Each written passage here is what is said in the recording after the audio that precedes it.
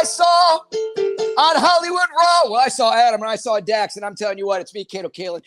Oh, I talk about so many things that are going on. I talk about my guest house key that I'm auctioning off to Adam, and I talk about the Playboy Mansion, the craziest thing I ever saw. Well, I saw Hef that he actually. I'll save it, and of course, I know so many of these OJ questions, and I answer everything they ask. It's me, Kato Kaelin. Did I forget one of the things?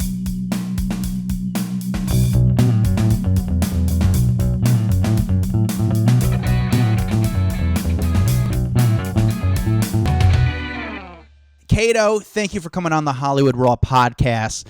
Before we dive into everything, and we want to know everything. I want to start off and get right to the point. I want to ask you, flat out, when you pledged a frat, what was the craziest thing they made you do? Well, I did pledge. I'm SAE, Phi Alpha, SAE. I just remember Hell Week was an entire week of no sleeping. I just remember getting so sick and just every day having diarrhea, just because it was awful. They did that, and then they brought a bull's cock, and the guys pledging all had to eat bull's cock. Nobody. Right when it got to the mouth, the guys cut it, and we didn't have to eat it. This is a while ago. I think pledging. Actually, I was SAE at Cal State Fullerton. That house got closed down. Yeah, Fullerton. I'm yeah, Fullerton baby. alumni. So that house got closed down because we were so rowdy. And the house next door was it had it was like it was like the Playboy Mansion because it was Carl Karcher's son who owns Carl's Jr. And they had the greatest house. They had everything amenity you could imagine, jacuzzi on the roof, everything. But I stayed with the SAE Phi Alpha. So how close did the bull's cock? How close did the bull's cock get to your mouth? The bull's cock was not even close, but two of the roommates were. I'm kidding. Don't worry, we're just going to single that one audio out, and everyone will be listening to this podcast. I'm heterosexual. I just got married. I'm just kidding. Isn't it crazy, the whole frat culture? Like you pledge this frat and you're like, all right, these are gonna be my brothers for life, and then all of a sudden you're like, what the fuck was I thinking? I mean, it's just ridiculous what you do. Adam and Dax, I got to tell you, this is the best story. I came from Wisconsin. I moved in from Milwaukee, and we drove all the way into California, a buddy of mine. So we pledged. We were living in someone's garage that was by the frat house. And in the garage, they didn't have a bathroom or anything. We went to a fraternity house. They let us shower. We said, hey, we'll pledge here. They've got a shower and a bathroom. And that's how it all happened. And then I became lifelong friends still to this day with everybody from the house. And, on Instagram and on Facebook, we always stay in touch. That's great. The camaraderie is amazing. What's with you living inside houses? I mean, come on. What's the deal with this? Is this your thing? Dax, listen, I live behind my own house now. Finally, I can afford my own couch. I bought a hide of it, but I can't find it. God damn it! I love it, man. I love it. Yeah. So I live. Things are pretty good. So I love where I live in a small town called Toluca Lake. Please come by and visit everybody. Yes, it's beautiful in Toluca Lake. That is a nice place to live. I put my stamp of approval on it. Good shot. Thank you very much, you guys. Do you run into any celebrities in Toluca Lake? Is there someone you see often? It's constantly. If you know the area, there's a Riverside Drive. You can walk up Riverside Drive, and I really, honestly, this is not being cocky. I feel like Norm from Cheers because everybody says hi to me, and I see a lot. Andy Garcia, Melissa McCarthy, Steve Carell. It's a really small community. See them at Trader Joe's or the Whole Foods or a few of the bars. We have two of the best sushi restaurants, Kobasu and Yuzu. I promote them because they are so delicious. So it's a lot. I'm sort of an entertainment area. It's all within a mile. It's Disney, ABC, Universal, Warner Brothers, every record company, every God, who am I missing? CBS. Everything is so close by. And CBS is about 2 miles, and that's where I did the Celebrity Big Brother, which kind of changed my life for the better. Well, I want to know. So you just said, life is like Cheers, where everyone knows your name. But legit, everyone does know your name. What has it been like having one of the most famous names in history? Like legit, because you are a part of one of the biggest trials in history. What is that like? Well, hold on. Jesus, come on in. Bring Madonna. Bring Elvis. Come on. I think the name is just sort of sticks with it's been my name since second grade, really. It's Brian is the Jeopardy question, Brian Kato Kaelin. And I think when I saw myself on Beavis and Butthead, I said, I made it. And I made it. So I think it's, honestly, God, people, I travel a lot. I was hosting this Comic-Con for 4 years. Every time someone says my name, they come up to me and they go, I don't know why I smile every time I see you and I'm happy. And I honestly, it melts my heart because it makes me feel so good that if I'm passing, pay it forward with all positive energy, there's nothing else I want in life. And I'll say 98% of the people say that to me, and I meet thousands when I'm on the road, thousands of people at convention centers, and everybody says the same thing. And I laugh and I love it. When you hand over your license and you're at the airport, and maybe they don't recognize you right away because you got your glasses on or whatever, and the second they look at your passport, are you like, here we go? No, actually, if I fly, I prefer the flying out of Burbank. Everybody knows me there, and they go, Kato. So it's great. I try to pack a gun just to break up the monotony. Well, when you walk around, obviously you've been around. The case happened in '95. Yeah. Have you had any run-ins with Marcia Clark or anyone from the case as bump into him at a grocery store or a restaurant? Have you ever seen anybody? No, I haven't. I feel like that part of my life is past and it's better. The person I did a show with was Kim Goldman, who's wonderful, beautiful. She lost, of course, her brother, and she's got it together. She really is. And she confronts it and she has to live with it. But it's cathartic that I did her show because I didn't know where she stood. And, we hugged each other and embraced each other made me feel wonderful. And I stay away from anything sort of trial related. Things always come up because they had the series that came out on FX. Sure. That won 8 Emmys. And Billy Magnuson played me. So I was getting calls constantly. Not from Billy. He didn't want to meet with me, but I talked to friends of his, and a few articles were written because he had his mind kind of made up of what he wanted to portray me as. And by the way, how do you feel like the portrayal was of you on screen for FX? Well, I think that he made it to be Spicoli from Fast Times. I don't think he wanted to change it in Meat, so he had his mindset. I'm fine with that. I've been people poke fun at me constantly, and I think that I kind of have a good grasp of who I am, and I can laugh at me, and I know who I am, and I'm not that guy. But that was the choice they made. And he was just in the last Bond film. He's a superstar, and he played me, so it could be worse. I could have had someone else play me like Rosie O'Donnell. That is accurate. Whoa! Rosie, cut it out. So obviously I'm glad you have the relationship with the Goldman family. There's been, even since obviously went down, OJ never contacted you, correct? No. There's been no interaction. Contact, no interaction. I was trying to think of people on Twitter always kind of connect me to OJ when he's on Twitter. I don't follow, but people automatically will connect my name on there or tag me or whatever. But actually, no interest. And he's got a huge following. I'm blown away. It's really shocking. If you were in a restaurant and he walked in, would you be nervous about the interaction? Yeah, I would be. I would try to avoid the interaction. And I'll tell you, first of all, because I don't want to see them, and secondly, of people's reaction to that, of them saying, it would be interesting. I think so. I think people, I think that people can make a picture and put what they want in the byline, and it could be just awful for a person, for myself if they did something. 100%. Yeah, that could be. That could be a really weird thing. But I got to tell you guys, I did do something on my podcast, 1 Degree of Scandalous. I just had the lead detective on, Tom Lang. And I'm not saying this because it's my podcast with Tom Zenner. It was on the edge of your seat. Interesting, because he said there was 500 different things of evidence that it was thrown out they didn't use.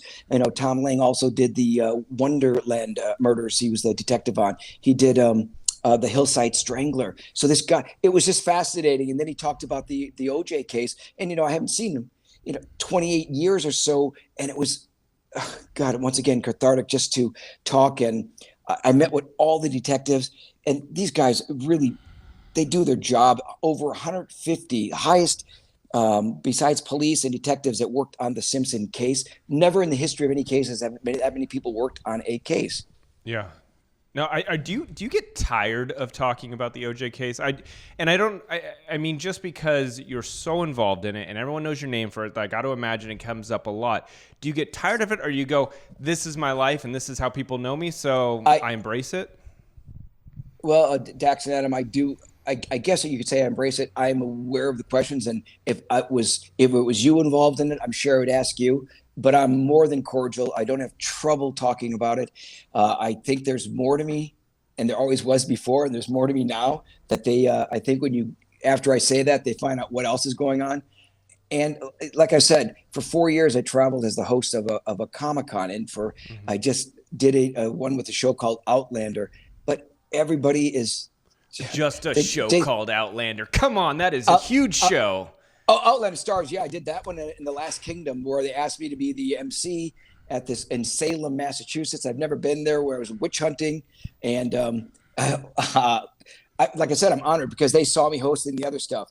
So I think work begets work, and the more I do, the more people kind of forget about the OJ. But the OJ stuff is part of my life, and I think I deal with it in the correct way. Yeah, no, I get it. I mean, it's one of those cases where I hate to say there was no winners. It was a terrible situation, and you were there. You were just around it, and it just so happened to be the one night you were staying at his.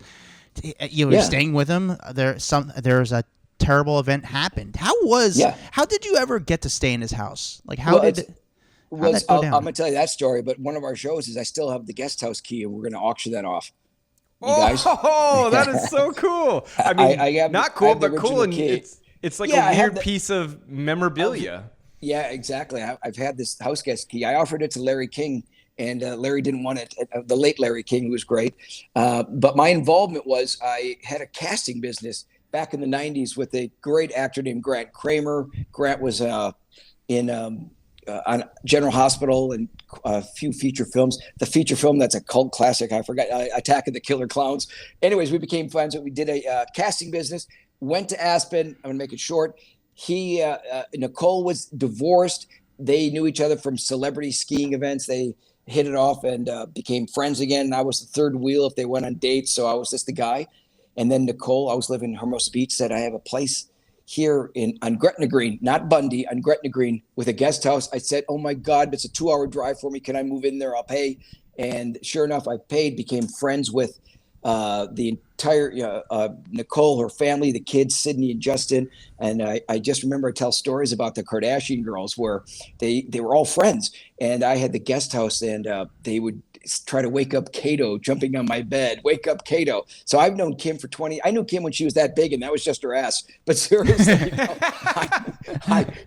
you tell her whole ass, she makes 2 trips. I love you, Kim. So I grew up with them, that part. And Nicole was wonderful. Her, Kris Kardashian, 2 other girls. Every morning they take their kids to school, and every morning they go jogging for at least an hour.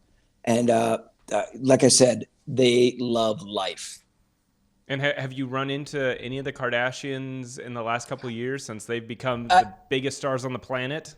Yeah, I have. I saw them at an event or two. Courtney did say hi to me at one time, and that's probably God, it has to be at least 7 years ago. But like I said, I don't go in that part of town that much anymore. Mm-hmm. And but she was very kind and said hi and was laughing, and we exchanged a story.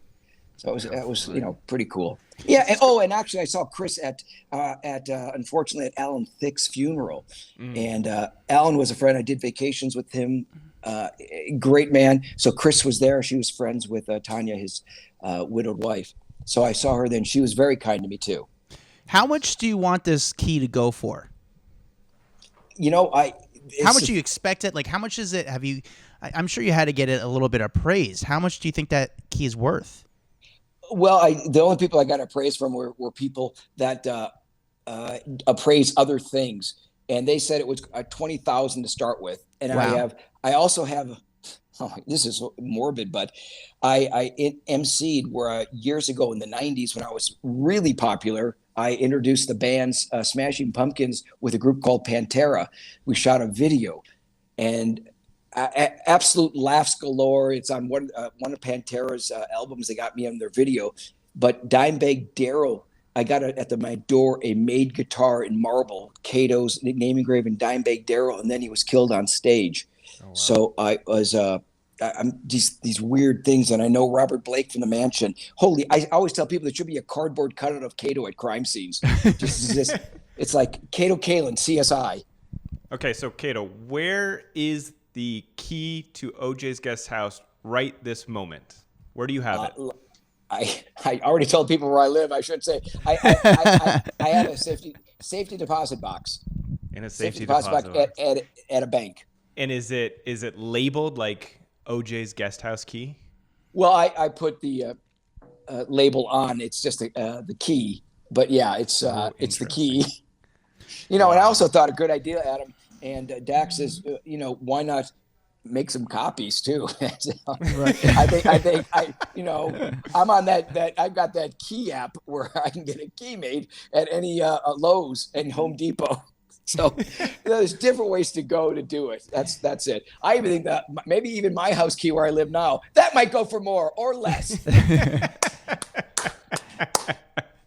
How was OJ's house? Was it a nice house? I mean, they get your place, and then how their house was it beautiful, or what was the vibe? Yeah, it was. First of all, anybody, like I said, I came from Milwaukee, Wisconsin. Everybody would love to live in a guest house, and not only a guest house of let's face it, OJ was like the superstar. He was on NBC Sports at the time, commercials. He did on the board of 12 different companies.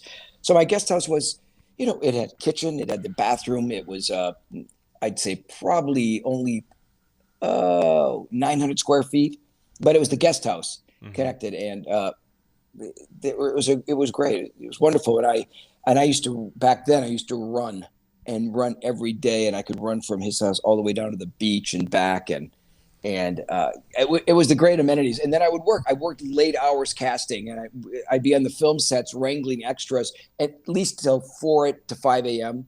So it was a really tough job to come home and try to rest and get ready for the next 18-day film.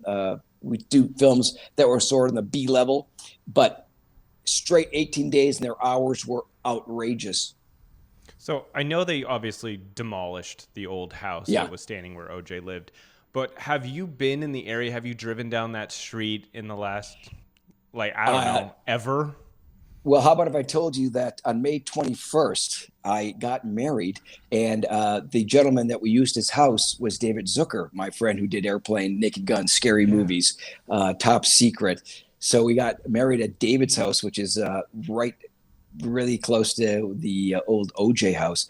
So as a matter of fact, the best part was during my wedding speech, I mentioned to David, thank you. It's good to have a friend that I can use a free house, but I'm more grateful that you didn't invite Nordberg. So OJ played Nordberg in Naked Gun. How was it driving down the street though? Because I'm assuming honestly, there's so many memories question. Connected to this street, this house, your whole life. Goosebumps. And I'm not kidding you. I just driving and crossing over Bundy, getting near Rockingham. Honestly, it was a feeling comes over because it's part of my life, but there's a feeling that just kind of comes over me of gloom but there's joy because of what I did this May 21st. And so I look at it now as past, and I could only make things really fantastic now. So I think that's where it's at. I don't look at honestly, you guys, I'm really about the light. I hate the dark. So I always try to be happy. So I look at it that way, as to make it a feeling of enlightenment. I know. I love that perspective, because you can either look at the negative or go, how do I convert this into a happy feeling? And I think tying your wedding and one of the happiest moments in your life and washing away the past, I think it's great. It's brilliant. Yeah, it is. And so that made it a lot easier. And has the friends that were there, it was the best. It was like I said, it was all positive. So now I look at Brentwood as a very positive. What I like is that you can make light of, and I don't want to say the murders, not the murders, make light of your role or your situation, and how like you're making a joke at your wedding about staying in someone else's house. Like I like that when people can joke about that. Like I hate when people are like, nope, I don't want to talk about my past. I don't want to talk about what I have going on, but you make jokes out of it. And I really like that about you. And that's something that I've always appreciated about you in general. Yeah, well, I think I like I said, people do approach me, they ask me questions and all that. And I do, when I host, I do some comedy. I do a lot of hosting comedy clubs or whatever. So I'd be remiss if I didn't tell people that are under 40, Google me, you'll find out who I am. And, I was the, witness. And I had my own byline. I make fun of me. I never has a man done so little to be recognized by so many, because I'm in on it too. I really am. And people say DCO, I've seen him on Twitter, and I always say he's gained a lot of weight. I remember a different time when it was only the glove that didn't fit. So he's just a good joke. Kato. Obviously, you became a star during that time. I guess, again, the case was in 95. I know you're married now, but at that time, were girls throwing themselves at you, just to be with you? You were a good-looking guy. You still are. You had great hair. But were girls just like, was it just wild for you with women during that time? Honestly, once again, not to sound cocky, yes. But then you realize that they want to be with you for all the wrong reasons, because they heard maybe a soundbite, they saw you in something. I was very selective, and I was very aware of how I could be burnt or how you can be sued or anything. So I thought I was pretty smart. I come from a very large family. I've got great friends that are still my friends today. So I was, if I did, I could pick and choose. But yeah, women would do that. I would say they did the lift of shirts. It was, if I wanted to sign something, they would offer it, but I never went there. But yeah, it was a publicist that I had was Lee Salters, and he had Michael Jackson and Frank Sinatra. And he said, Kato, I'm living this like Michael Jackson again, with people coming to malls to see you, and you're like a Beatle. And I said, I love the Beatles. This is great. So I was in on it. And I also knew Famous Fleeting. And look, I used to go to screenings. I used to go to red carpet events before people knew who I was. Mm-hmm. I've had my SAG card for over 40 years. So I used to walk red carpets a lot, but they didn't know, they knew me, there's a guy. As soon as I became famous, everybody thought, Kato's going to things because he thinks he can be the star. And I used to get beat up by that, but it was the same guy. But now everybody knew my face from TV. So it was, the week before the murders happened, I've told this story many times. I tested for a film in 1994, and I was getting pretty good readings at the time. But I tested for Dumb and Dumber, and I was reading Harry Lloyd, and my friend produced it, Aaron Meyerson, who's still my friend today. And I'll never forget that I got the script 3 months before the film, and before Jim Carrey was attached. And I thought, this is hysterical. I would tell my friend, he goes, you got to be in it. So it didn't work out that way. I became a caricature a week after. It became a curiosity. So everything stopped in my life. Everything stopped. Yeah. But and obviously being tied to this case with a horrible situation, but do you feel that it was, I hate to say it's like profitable, because people were coming to you and wanting interviews and wanting to do appearances, and there's that other side of it that the infamy double-edged sword. Yeah, the double-edged sword, 100%. And but what the choice is, what do? Do I become a sloth and don't work at all? Yeah. So I said, if I work, I'm going to go and give it balls out, make it 100% mine. So I had a great radio show. Howard Stern was on before me, and it was successful to me, and people still come up and say, we loved you on your show. I had the fastest 2 hours in radio, I called it. And that turned into different shows, and all my relationships, I would start booking other jobs. So it's been steady, not becoming a multi-millionaire, but steady enough to buy a house. And I work hard at what I do. I swear to you guys, I'm never not hustling. So Kato, if you had to do it all over again, would you stay in OJ's house? Where I was in my life, knowing that he's not going to do what he's going to do? or Just is it if all? you could do it all over again, would you take that key and stay in OJ's house to be a part of one of the biggest crimes in history? Okay, so I just want to make sure I answer this right. You're saying that I know that he's going to do something, correct? Or are you saying that I'm just saying whether you are Kato Kaelin today that everyone knows your name, or you are not Kato Kaelin because your name wasn't a part of the OJ trial because you never stayed at his house? I think that what was going on in my life back then, I didn't need to live in that house. I think it was going to happen. I was rocking and rolling auditions, and I think I didn't need to become famous for the wrong reason.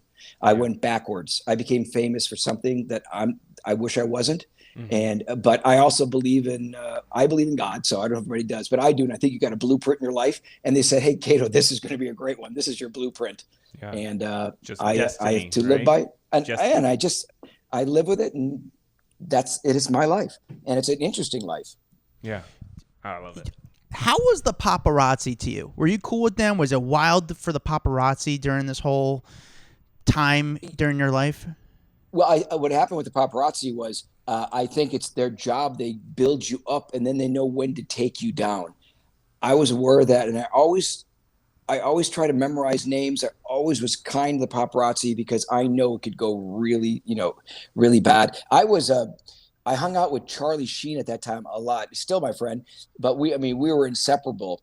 And I saw how they did handle it with him. And I never met a guy who was so kind and charitable, where I saw him giving to people. He said, "Don't say that I gave you for your husband's surgery. Don't say this." And I learned from him all these not even a technique. It's just from his heart. I think if you speak from your heart, the paparazzi can love you.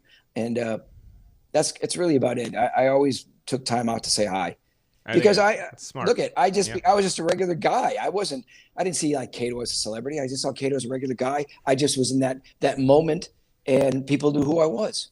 Are there any big celebs? Because again, everyone knows the trial. Is there any big celebs that have ever seen you at an award show or on the red carpet? They pull you aside. They're like, "All right, let's talk." And there you can tell that they want to just debrief you for all your information. I always find that interesting. Who's a fan of just the trial as a whole?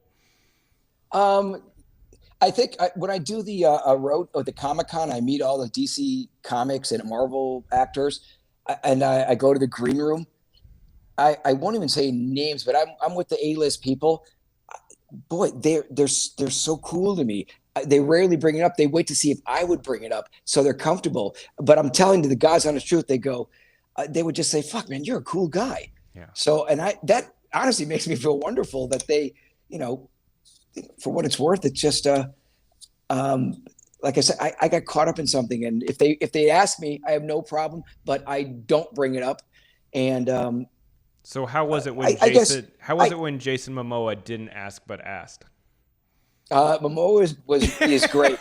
Momoa is fantastic. Okay. I would just go up to him and go, "Jason, I'm a Pisces. How you doing?" Momoa he was great at our shows. I do have a story about Donnie Wahlberg. Was always cool. I played poker at his house a few times, but yeah, he wanted to find out everything, and I had no problem talking to Donnie. I think he's great.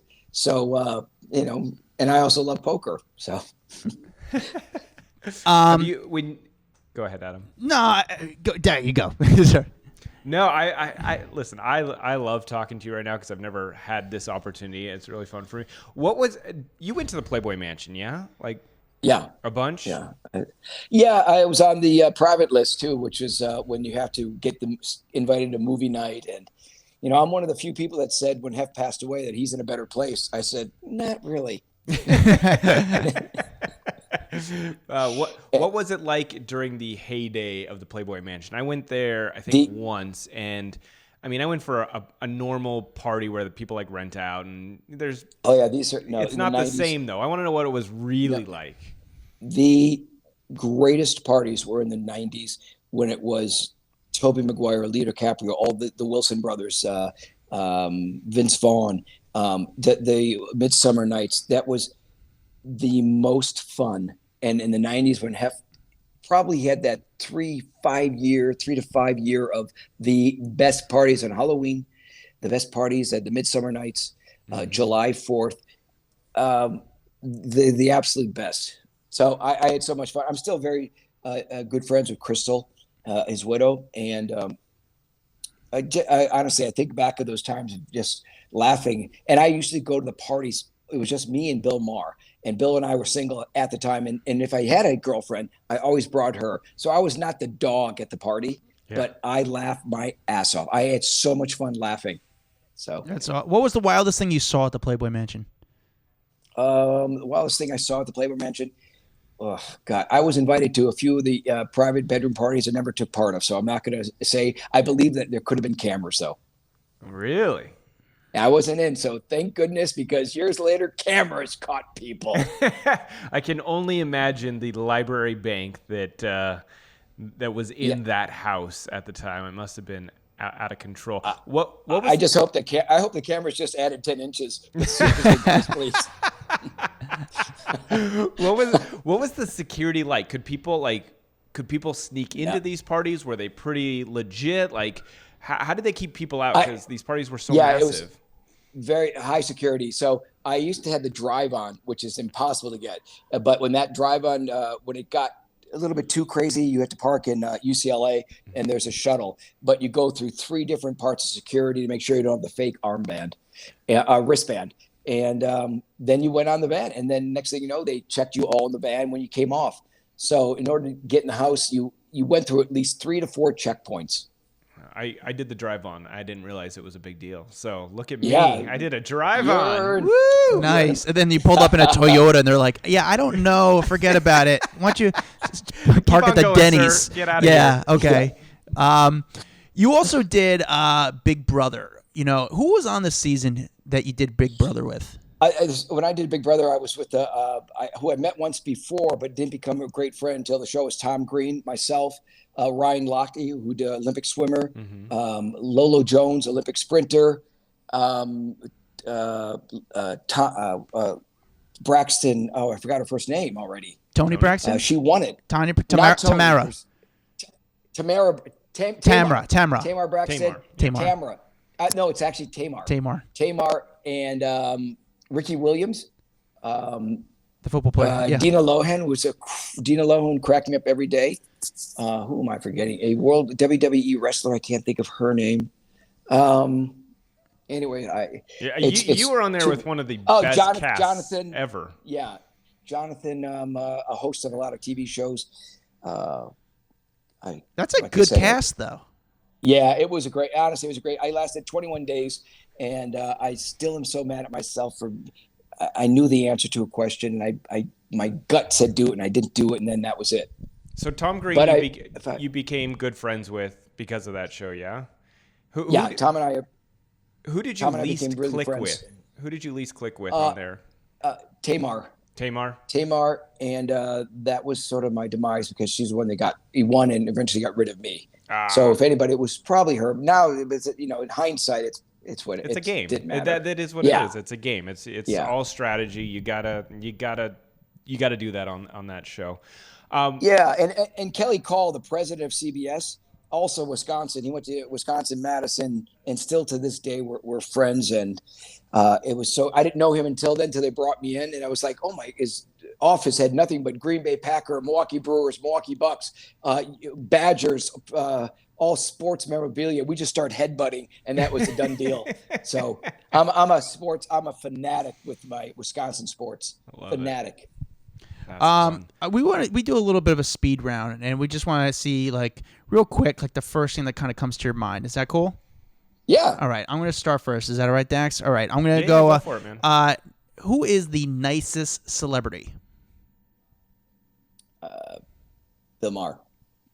Who is the funniest celebrity? Bill Maher. Best looking in person male. Jason Momoa. Okay. Best looking woman you've seen. Celebrity. The one she was at the Comic-Cons too. She's the vampire. Nina Dobrev. Vampire? No. She played Sarah Michelle Gellar. Sarah Michelle Gellar. Gellar. No, not Beckinsale. Kate Beckinsale. Oh, she. Yeah, Underworld. Yes. 100%. Underworld. Yeah. Yes. Yeah. Good call. I saw her in person once. Unbelievable. Yeah, she's like an avatar. Unbelievable. Yeah. So very pretty. That was. But my wife's a hottie, so I just want to say that first. This takes nothing away from your wife. We said celebrity, so you're good. Angriest celebrity. Bill Maher. Most awkward. I say that. I say like all this that stuff because I've been around him, and I see that he doesn't. When you're in his friendship clique, he's great. If you are on the outside, he could be mean, or you could look at this. So I have a different approach to kind of where I'm at with all this stuff. Okay. What's the most awkward celeb run-in you've had? My most awkward. And it could be you being silly. I think, honestly, not bringing up a tragedy, but I think seeing Kris Kardashian at a funeral, it was awkward, but it was still. It turned out to be a very warm, and it was obviously a moment. So it was awkward because, first of all, I was at a funeral of someone we both knew, of Alan Thicke. So, and I haven't seen her since the trial, of how someone can portray, how do they feel about you. You know when someone looks at you if they have a bad feeling or a good feeling, but it was all good. Cool. That's nice. The place most likely to run into a celebrity in LA. Riverside Drive, Toluca Lake. It's a hidden secret. What is it? Is it a restaurant? What's there? Oh no, the street. You just walk into the short half a mile, and just literally out for a walk. More than Beverly Hills, just out in the walk because it's so low key. Oh, well, it used to be low key, Kato. Until the show, I know. Damn it. Who is the scariest celeb out there? Scariest celeb, meaning what? That they're going to kill someone? Not necessarily. What do you mean? I just mean scary, intimidating. Intimidating. That's a good word. Well, I traveled with so many on the road with this. I don't think it was. I think you put in your mind you can be intimidated. I have to come back to question because everybody was so cool. I think I'm more intimidated by the lawyers that represent them. Okay. Sometimes I just get intimidated by what a big star they are. They could be the coolest person on the planet, but then, Brad Pitt walks in and you're like, I can't talk because I've seen you on TV my whole life. There's that kind of intimidating too. Was Robert? Yeah. I'm sorry. Was Robert Shapiro or Johnny Cochran, were they intimidating?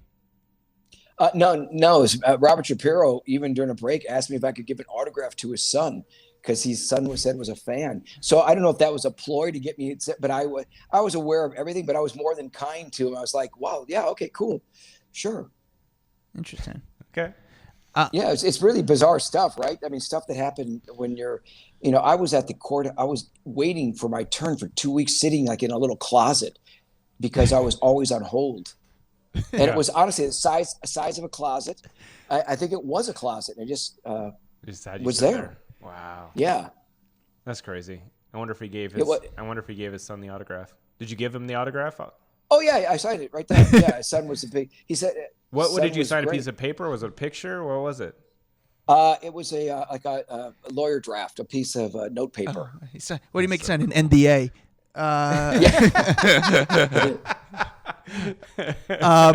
Did you color your hair, or was it naturally that color? The sun. I swim a lot, so the sun. It's naturally kind of a little bit lighter than Dax. Probably a lot lighter, but it gets the summer. Forget it. That's not color. That's all sun.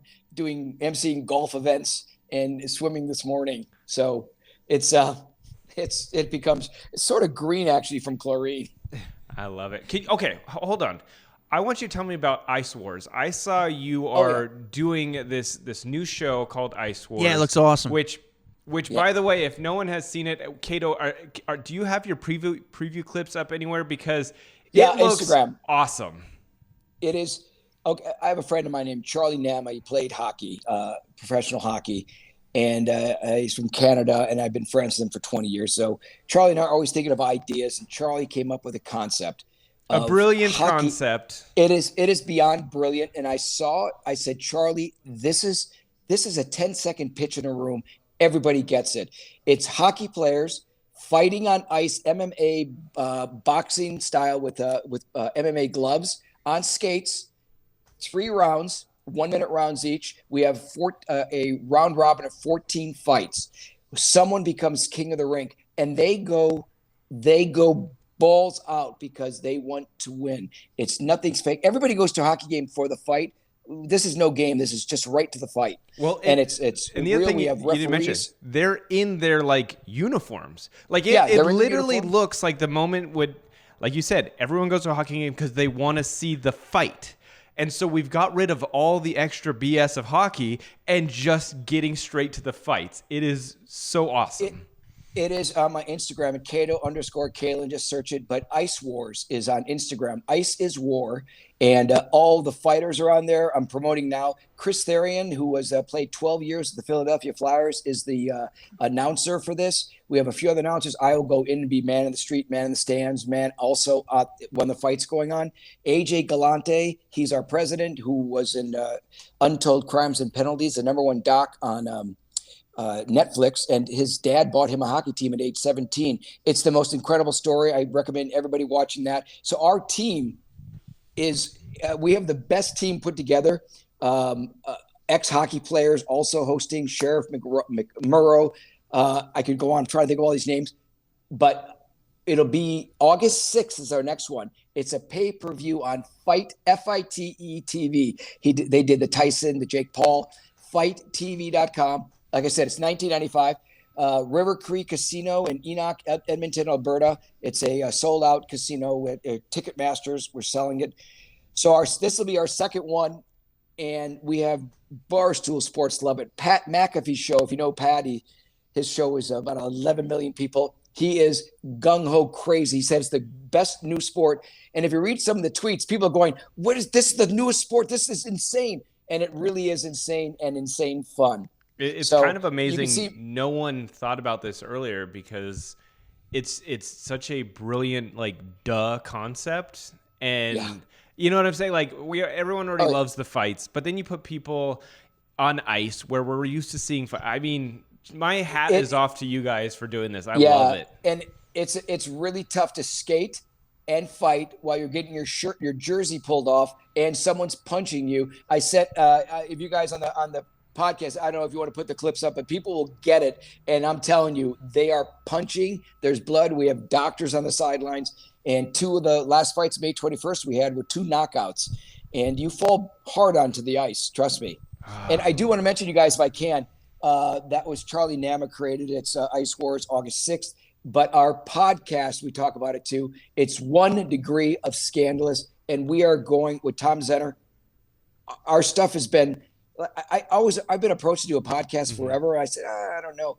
I teamed up with the best guy to team up with, and we've had we just had last week. I think you guys were going to talk about it, or you did on one of your shows. You didn't really get into the J-Lo and Ben Affleck, but we had the pastor that married them, and his stories are not just hilarious, but it's the way he went about it. I kept saying, did Ben pay with a Capital One card? Sorry, Jen Garner. And it was, he had this high energy, and you could understand why. He was one of those also great energy people. We had this Benita Alexander, a producer from Dateline. She had a movie that came out on Discover called He Lied About Everything. It's the most fascinating story about this super surgeon. He lied about, he invented stem cells that would make a trachea, and the story is so complicated. But he lied about everything, knowing the Pope, Andrea Bocelli for their wedding, the Clintons, Oprah. So we have that. I told you we had also Tom Lang, lead detective of OJ, Ariana Grande when she licked donuts. The owner, who doesn't like donuts? I could go on and on, but we're on Apple. Like you got Apple, Spotify, Podcast One, blah, blah, blah, and YouTube. And I'm begging people to watch it. My link's in the bio. And it is, you guys do your podcast. Don't you feel great? It's like, people are digging it. Yeah. They just get it. No, it's fun. And honestly, like once you started talking about the lead investigator, you got me hooked. I'm going to go check out that episode on 1 Degree of Scandalous. 100%. It sounds fun. Even to hear you and him go back and forth and kind of reminisce, to me, is why I want to go listen to it. So I'm sure other people are going to want to check that out as well. Oh yeah, yeah. And if you like that, you'll love that we had Conan Nolan from NBC. I don't know if you know this, but everybody knows the Bronco chase, right? Sure. What are you talking about? Yeah, no, not John Elway. I'm talking about a different Bronco. So we have the actual iconic picture of the Bronco chase. There is a van in front that's taking the pictures. Well, that was Conan Nolan. He couldn't get an NBC van, so he just got like a carpet cleaning van or something. He's the guy on the phone without knowing, taking all the pictures. He's on our show too. It will blow you away of how it all happened. So, like I said, it's really great. And celebrity, we got Kevin Josephine from the Playboy Mansion, who used to cut Hef's hair. Nice. That's fun. Those are great stuff guests on there. Yeah, those are cool. Yeah, those are fun great. people. Yeah, it's great. It's a great time. Awesome. Well, Kato, thank you so much. Where can people find you on social media? What are your social media handles? Everything's at Kato_Kaelin, and people get my last name spelled wrong all the time. Don't you do it. Kaelin. It's Swiss. So anyways, before E, guys. A before E. Yeah, remember that. Kaelin. It's Instagram. It's at Twitter and Facebook. As much as I don't do it that much, but I'm on there too. Kato, you were great. Go Brewers. I really appreciate your time, bud. I listen, you guys, Dax and Adam. I appreciate it, you guys. Thanks a lot, and I pray you guys will come on the show, 1 Degree of Scandalous. I know you guys' stories. Promise? Oh, we got 100%. A lot of stories. Yeah, we'll be there, of course. We'll do it. I love you guys. Thanks so much for having me on the show. So great.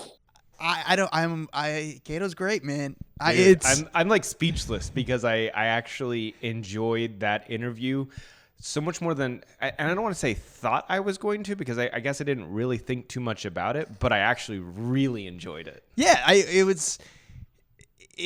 don't know how to explain like why I was excited to have him on, and he was great, and I thought he was interesting. But it's just unique in a way. Again, the OJ case was just happened in '95. Dude, was just so big. Was the biggest case ever. Like, but Dax, we're kind of aging ourselves a little bit, because there's gonna be people who aren't familiar with this OJ Simpson case. But that's what I wanted to say. I want to say, when people think like the Amber Heard and Johnny case was a big case, that is nothing compared to what OJ was back in the day. The OJ Simpson trial was the biggest thing on the frickin' planet. The chasing down in the Bronco, all the ancillary characters, like everything about it.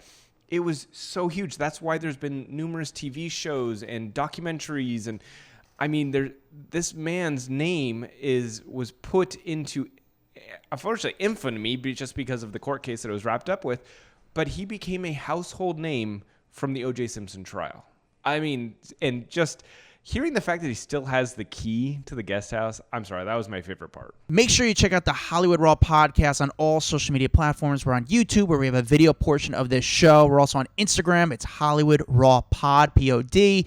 We're on Facebook. And Facebook, we have this private group where we actually talk dirt of what's going on behind the scenes and talk real smack where we can't put on the podcast. Paparazzi photos, and who like is out there kind of manipulating the stuff that we can't talk about here. So follow Off the Record. That's how you'll find us on Facebook. Sorry, Adam, didn't mean to interrupt you.